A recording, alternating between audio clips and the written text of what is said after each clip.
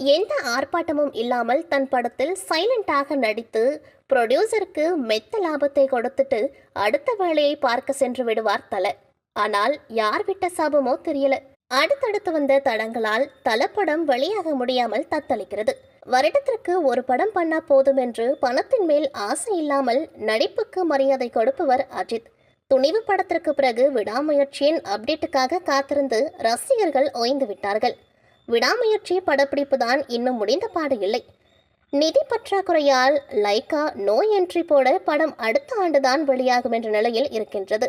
இந்த படத்தை நம்பி பிரோஜனம் இல்லைன்னு அடுத்த படத்தில் கமிட் ஆகிவிட்டார் அஜித்.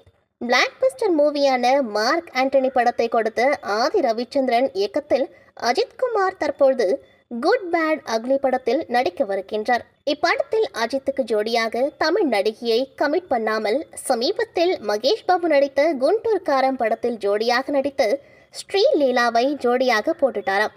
தெலுங்கு நடிகையான இவர் முதல் முறையாக தமிழ் படத்தில் நடிக்கின்றார். அஜித் எப்பொழுதுமே அவர் வயதுக்கு சமமான நடிகைகளை மட்டும்தான் தேர்ந்தெடுக்க சொல்வார். ஆனால் முதன்முறையாக இந்த படத்தில் யங் ஹீரோயின் ஜோடியாக போகின்றார். இவரை தொடர்ந்து படத்திற்கான ஆர்டிஸ்ட் செலக்ஷன் விறுவிறுப்பாக நடந்து கொண்டிருக்கிறதாம். இவர்கள் போகும் வேகத்தை பார்த்தால் விடாமுயற்சிக்கு முன்னாடி இந்த படம் வெளியாகிவிடும் போல.